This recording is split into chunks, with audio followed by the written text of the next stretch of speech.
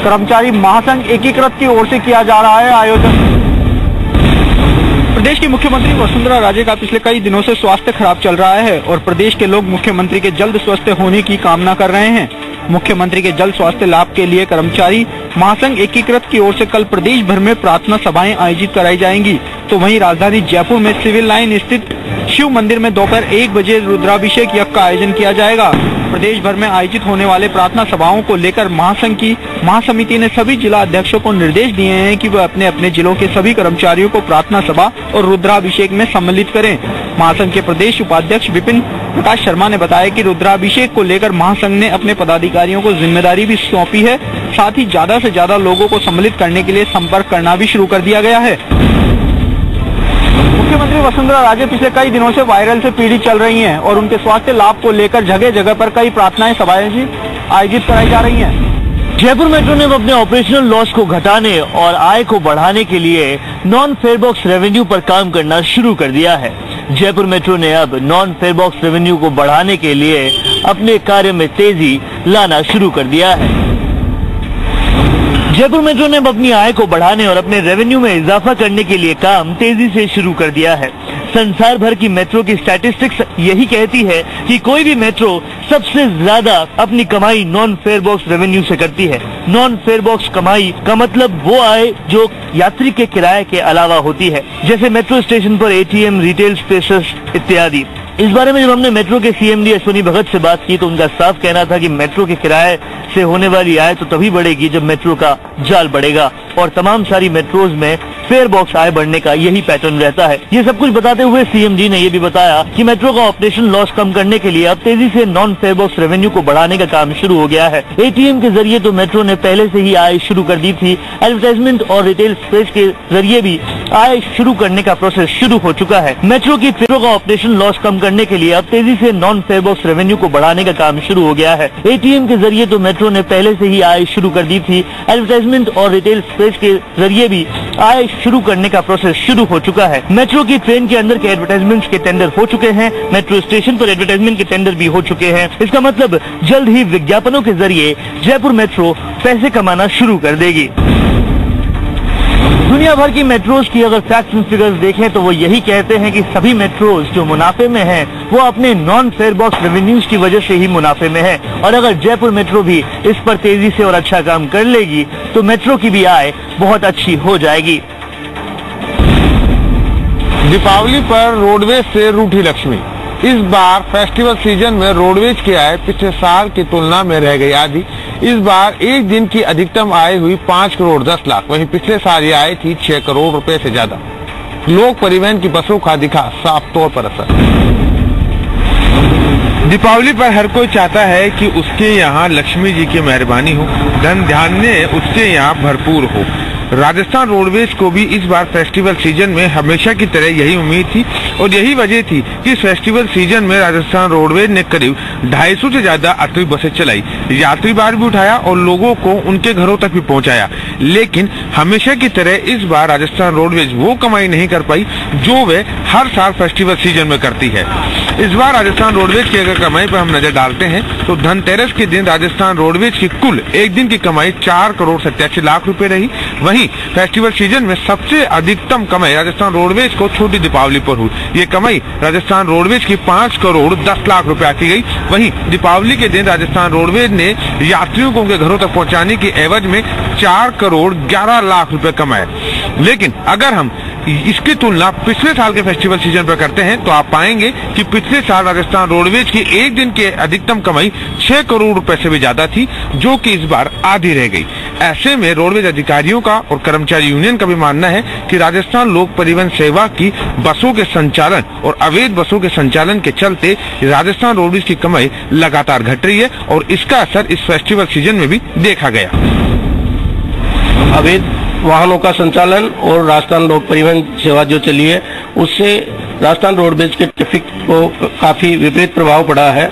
इससे यात्रियों की संख्या बहुत ज्यादा है क्योंकि ये जो भी अवैध संचालन हो रहा है वो राजस्थान रोडवेज के बस डिपों के बाहर से हो रहा है और वो मनमाने तरीके से किराया ले रहे हैं, मनमाने तरीके से पैसेंजर्स को उठा रहे हैं। हमारी कुछ सीमाएं हैं, हम उन नियम कानून कायदों में बंधे हुए हैं, उनसे बाहर नहीं जा सकते। शायद ये डर ही राजस्थान रोडवेज के कर्मचारियों को सता रहा है, क्योंकि वे जानते हैं कि एक बार राजस्थान लोक परिवहन सेवा की बसें रोडवेज बस स्टैंड के अंदर से चली तो रोडवेज की कमाई आधी ही रह जाएगी और इसका संचालन कर पाना भी मुश्किल हो जाएगा। 12 मई 27 पर बड़ा हादसा, एक कार असंतुलित होकर पलटी, एक जने की मौके पर ही मौत, 5 गंभीर घायल, 12 रेफर। 12 जिले के भमरगढ़ कस्बे के पास NH 27 फोर लेन हाईवे पर एक कार असंतुलित होकर पलट गई, जिसमें सवार उत्तर प्रदेश निवासी एक युवक ने मौके पर ही दम तोड़ दिया। वहीं कार में सवार अन्य 5 जने जो कि बिहार के मधुबनी जिले के निवासी थे, 5 गंभीर घायल हुए, जिन्हें उपचार के लिए 12 जिला चिकित्सालय में भर्ती कराया गया। ये सभी गुजरात में नौकरी करते थे और अपने घर छठ पूजा के पर्व को मनाने के लिए बिहार जा रहे थे। इसी दौरान भमरगढ़ कस्बे के पास ये हादसा हो गया, जिसमें उत्तर प्रदेश निवासी युवक रमेश की मौके पर ही मौत हो गई और बिहार निवासी 5 जने घायल हो गए, जिन्हें पुलिस और ग्रामीणों की मदद से कार से बाहर निकाला और 12 रेफर कर अस्पताल में भर्ती कराया गया। पुलिस ने घायलों को अस्पताल में भर्ती कराकर एक मृतक का पोस्टमार्टम कराकर सब परिजनों को सौंपकर जांच शुरू कर दी है। जयपुर में नशीली दवाओं पर हो रही कार्रवाई आज 5वें दिन भी जारी रही। आज कार्रवाई अपने अंतिम दौर में है, वहीं नशीली दवाओं को आज कर्टन में सीज किया गया। इस पूरी कार्रवाई के दौरान BSF के जवान सुरक्षा के लिए तैनात रहे। सफेद जहर के काले कारोबार के भांडाफोड़ को लेकर देश की सबसे बड़ी कार्रवाई आज 5वें दिन भी जारी रही। मामले के मास्टरमाइंड सुभाष दुधानी को BSF द्वारा उदयपुर लाया गया। वहीं DRI, कस्टम और सेंट्रल एक्साइज की टीम द्वारा जब्त की गई नशीली दवाओं की पैकिंग का काम जारी है। आज भी पूरे दिन कार्रवाई जारी रही। वहीं रवि दुधानी की पत्नी और बच्चे आज उससे मिलने फैक्ट्री पहुंचे, लेकिन BSF ने उन्हें रवि दुधानी से नहीं मिलने दिया।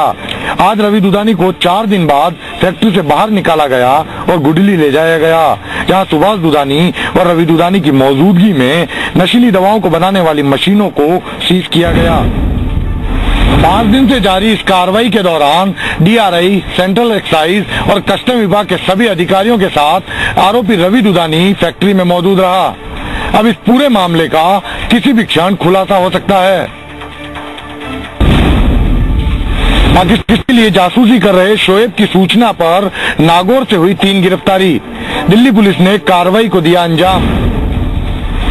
हिंदुस्तान में रहना, हिंदुस्तान में खाना, हिंदुस्तान में पीना, मगर काम पाकिस्तान के लिए करना। हम बात कर रहे हैं देश के उन गद्दारों के बारे में जिन्हें पुलिस ने पाकिस्तान के लिए काम करने के आरोप में अरेस्ट किया है। पाकिस्तानी दूतावास में संचालित हो रहे जासूसी रैकेट की अहम कड़ी जोधपुर के शोएब से मिली है। जानकारी के बाद इस मामले में अभी कई और गिरफ्तारियां होने की आशंका है। दिल्ली पुलिस की टीम आरोपी शोएब से लगातार पूछताछ कर रही है और उसकी निशानदेही के आधार पर जानकारियां जुटा रही है। पुलिस शोएब के जरिए उसकी निशानदेही के आधार पर इस गिरोह से जुड़े अन्य लोगों तक पहुंचने की कोशिश कर रही है। शोएब के सेना और BSF में उसके लिंक का भी पता लगाया जा रहा है। पाकिस्तान के वीजा अधिकारी की गिरफ्तारी के बाद जासूसी रैकेट का खुलासा हुआ है। अब दिल्ली पुलिस यह पता लगाने की कोशिश कर रही है कि शोएब सेना और BSF की गुप्त जानकारियां कैसे हासिल करता था।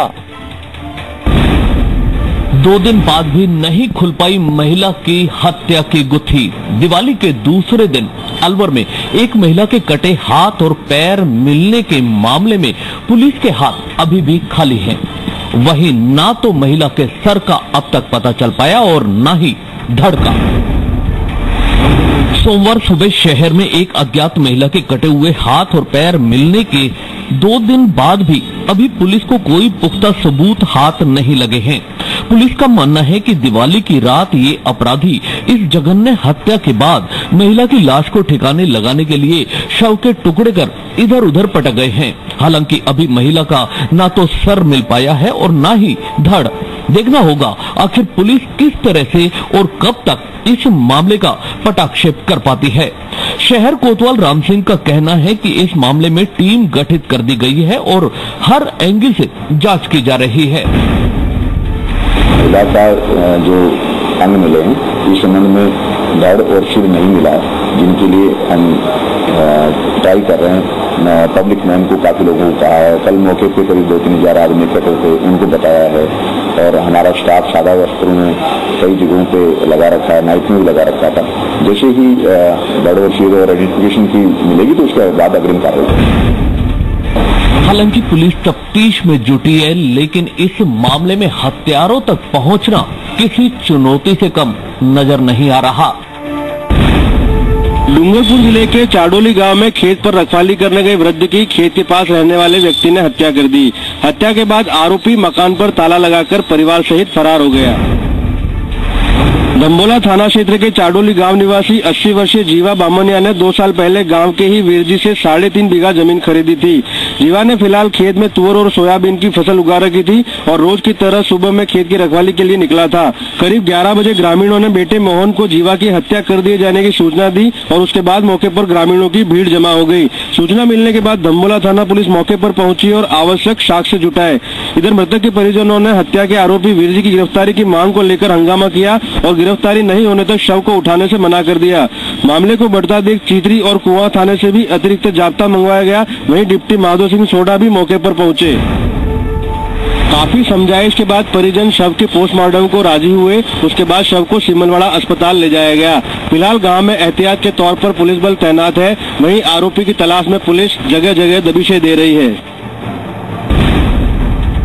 डूंगरपुर जिले के बिछीवाड़ा थाना क्षेत्र के आराफला गांव में जमीनी विवाद के चलते विरोधी पक्ष ने पूरे परिवार पर हमला बोल दिया। हमले में एक ही परिवार के 5 लोग घायल हुए हैं, जिनका जिला अस्पताल में उपचार चल रहा है। मामले के अनुसार आराफला गांव निवासी 50 वर्षीय विश्राम घाटिया का गांव के ही कांतिलाल और उसके परिवार से जमीन को लेकर विवाद चला आ रहा है। वहीं मामला कोर्ट में भी विचाराधीन है। मंगलवार सुबह कांतिलाल और मणिलाल सहित करीब 1 दर्जन लोग हाथों में लठ तथा लोहे के सरिये लेकर आए और विश्राम के साथ उसके पूरे परिवार पर हमला बोल दिया। हमले में विश्राम, उसकी पत्नी सुरता और दोनों पुत्रों सहित 5 लोग घायल हो गए। सूचना मिलने पर बिछीवाड़ा थाना पुलिस मौके पर पहुंची और घायलों को एम्बुलेंस की सहायता से जिला अस्पताल पहुंचाया। हमारे परिवार में वो 2-4 जने थे हम, और इनको आके रात को मारा है। चलिए और लट लेके आए थे मारने के लिए और हम पूरे परिवार को मारा, घर में से निकाल के मारा और पूरे परिवार को हमारे घायल कर दिया। वो हमारे जमीन का लफड़ा था। फिलहाल पीड़ित पक्ष का पूरा परिवार जिला अस्पताल में भर्ती है। वहीं विरोधी पक्ष के भी एक व्यक्ति को मामूली चोटें आई हैं। मामले को लेकर दोनों पक्षों ने बिछीवाड़ा थाने में एक दूसरे के खिलाफ मुकदमे दर्ज कराए हैं। अंतिम संस्कार में पूर्व मंत्री डॉक्टर जितेंद्र सिंह, खेतरी विधायक पूर्णमल सैनी सहित कई जनप्रतिनिधि व अधिकारियों ने हिस्सा लिया। साथ ही पार्थिव देह को पुष्प चक्र भी अर्पित किए। झुंझुनू के खेतड़ी इलाके के तातीजा पंचायत के गलदरिया की ढाणी में सेना के जवान की सैन्य सम्मान के साथ अंत्येष्टि की गई। जम्मू कश्मीर के राजौरी के 6 राजपूत बटालियन में तैनात छेलूराम की सीमा पर मौत हो गई थी। अभी तक सेना ने मौत के कारणों को स्पष्ट नहीं किया है, जिसके कारण छेलूराम की शहादत को लेकर भी असमंजस बना हुआ है। शहीद छेलूराम के 8 वर्षीय बेटे उत्सव ने मुखाग्नि दी। वहीं 3 बेटियों ने जैसे ही शव को कांधा दिया तो सभी की आंखें में पानी भर आया। इस दौरान सेना की टुकड़ी ने सलामी दी। भाई लीलाराम ने बताया कि छेलूराम 4 नवंबर को घर आने वाला था। जब मेरी 6 राजपूत के अर्जुनेंट साहब से बात हुई थी तो उन्होंने ये बताया था कि इनको स्प्लेंडर लगा है क्रॉसिंग में और इसको हम हॉस्पिटल नहीं पहुंचाने की वजह से इनकी डेथ हो गई। ये मेरी अर्जुनेंट साहब से बात हुई थी उनसे। इनकी शहादत हमेशा याद रखी जाएगी। झुंझुनू जिला वैसे भी भारतीय सेना में अग्रणी है। सर्वाधिक जो मोर्टी शहादत है झुंझुनू जिले की हुई है और हवलदार हमारे छेलूराम जी ने जिस तरह से हमारे गांव तातीजा का, खेतड़ी का, झुंझुनू का, पूरे देश में राजस्थान का किया है, हमें उनको पर गर्व है। मेरे पापा देश के लिए गए के बाद तो मन बहुत ज्यादा गर्व है। मैं भी देश की सेवा करूँ, मेरे भाई भी, हम सब देश की सेवा करांगे। ये बात तो मन कोई पछतावा नहीं, बात बहुत ही गर्व है मन। खेतड़ी में सेना के जवान का सैन्य सम्मान के साथ हुआ अंतिम संस्कार। जम्मू के राजौरी में तैनात था छेलूराम। शहीद के दर्जे को लेकर बना रहा है असमंजस। बेटियों ने शव को कांधा देकर जताई सेना में जाने की इच्छा। जोधपुर के माचस प्रभाग में जन्मे नन्हे शावक की स्थिति अब बेहतर होती जा रही है। डॉक्टर लगातार उसकी निगरानी कर रहे हैं। डॉक्टर ने बताया है कि उसकी सेहत में अब सुधार है और उसका वजन भी बढ़ रहा है। इस वर्ष की शुरुआत में जूनागढ़ से एशियाटिक शोरा का जोड़ा लाया गया था। इस जोड़े की श्रेणी ने 17 अक्टूबर की रात 3 शावकों को जन्म दिया। गत बार से कड़वे अनुभव के सबक लेते हुए इस बार अधिकारियों ने रोशनी व शावकों को विशेष नजर रखने के लिए सीसीटीवी कैमरे भी लगाए। तीसरे शव की कमी की मौत हो गई। साथ ही 5वें शव को देखते हुए जू प्रशासन सतर्क हो गया और उसे निजी अस्पताल में बेबी के यूनिट में भर्ती कराया गया है, जहां डॉक्टर लगातार उसकी निगरानी कर रहे हैं। डॉक्टर ने बताया कि अब उसकी स्थिति में सुधार है और साथ ही उसके वजन भी अब बढ़ रहा है।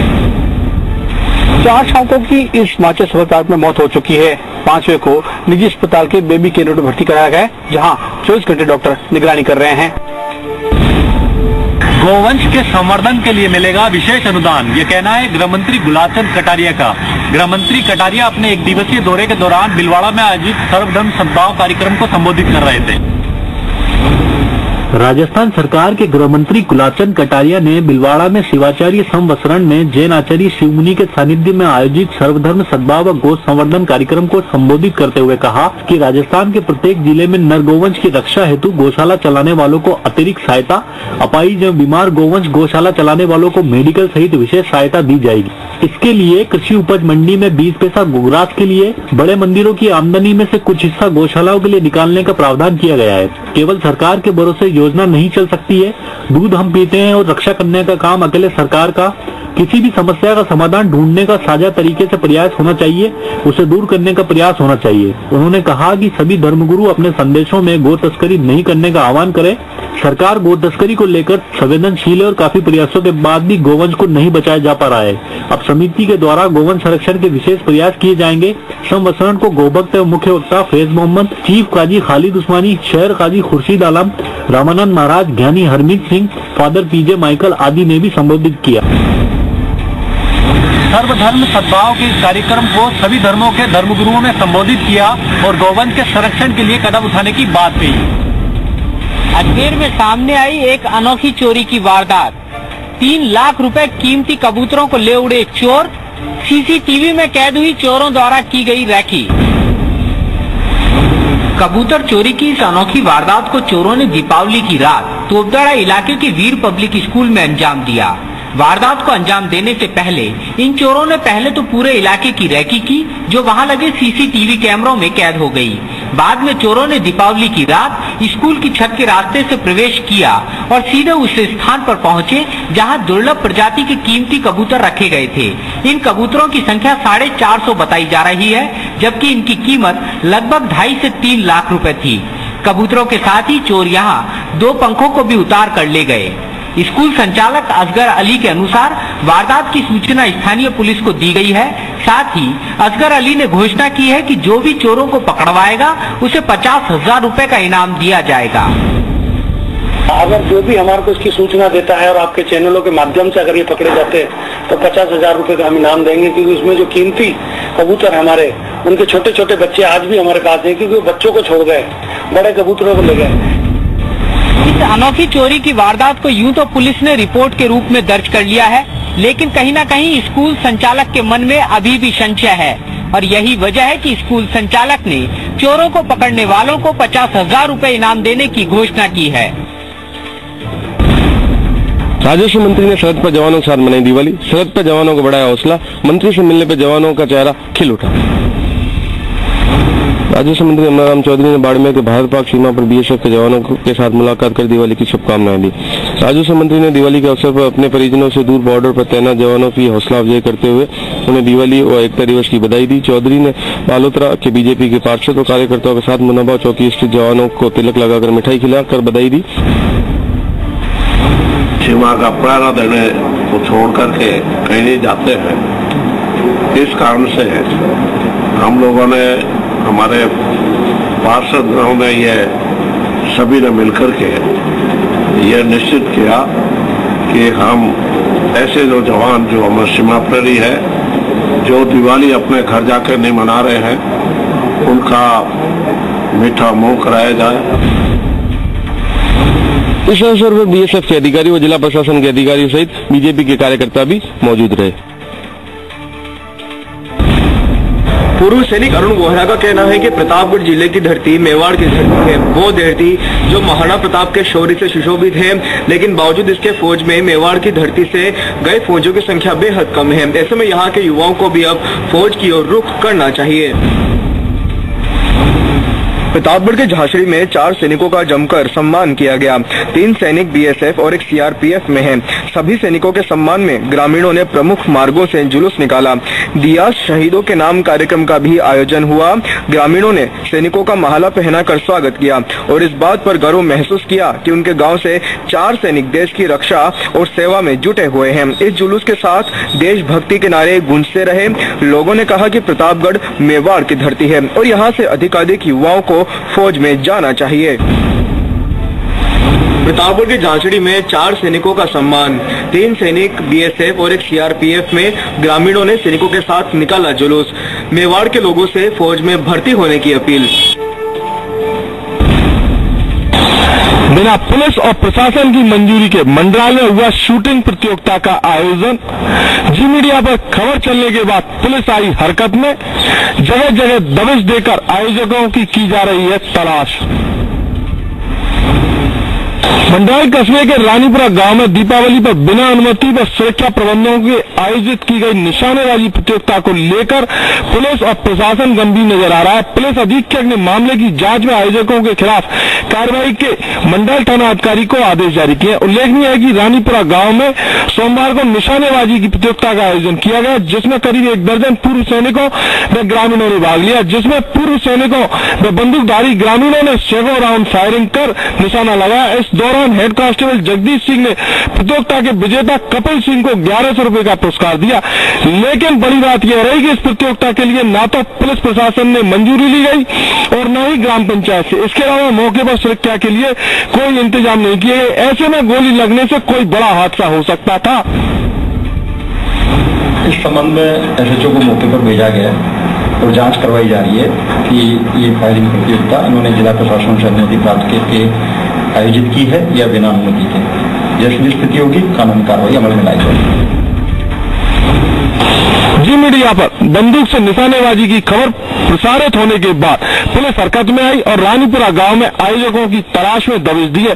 इसके साथ ही आयोजकों के हथियारों के लाइसेंस और मंजूरी को भी देखा जा रहा है।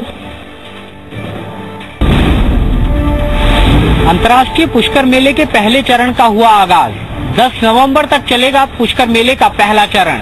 धार्मिक पुष्कर मेले की शुरुआत होगी 11 नवंबर से। पुष्कर मेला इस बार भी 2 चरणों में आयोजित किया जा रहा है। पहले चरण की शुरुआत पशु मेले के रूप में हो चुकी है, जो 10 नवंबर तक चलेगा। 11 नवंबर से धार्मिक मेले का आगाज होगा, जो 14 नवंबर पूर्णिमा महास्नान के साथ समापन होगा। इस दौरान विभिन्न धार्मिक और मनोरंजन कार्यक्रम आयोजित किए जाएंगे। पुष्कर पशु मेले की शुरुआत के साथ ही देश और प्रदेश के अलग अलग हिस्सों से आए पशुपालकों ने मेला परिसर में अपना डेरा डालना शुरू कर दिया है। अस्थायी दुकानदार और मनोरंजन के साधनों से अपना पेट पालने वालों ने भी मेले में अपनी अपनी जगह बना ली है। पशुपालन विभाग के संयुक्त निदेशक श्याम सुंदर चांदावत के निर्देशन में विभाग की ओर से पशु दड़ों में पानी, बिजली और डिस्पेंसरी की व्यवस्था की जा रही है। हालांकि इस बार भी पशु मेले के विस्तार का पशुपालकों पर कोई असर देखने को नहीं मिल रहा है और नतीजन अब तक मेले में लगभग 200 ऊंट और अश्व ही पहुँचे हैं। यहाँ हमारे कम से कम 15 साल हो गई और यहाँ पशुओं का बहुत ज्यादा आना होता है। यहाँ विदेशी लोग भी आते हैं और ऐसी विकृति सही होती है हमारी, अच्छा धंधा हो जाता है और लोग भी और आते हैं, सामान ले जाते हैं। अच्छा, पुष्कर पशु मेले के आगाज के साथ ही सूने पड़े दड़ों में रौनक एक बार फिर लौटने लगी है। वहीं प्रशासन ने भी अपने इंतजामों को चाक चौबंद करना शुरू कर दिया है।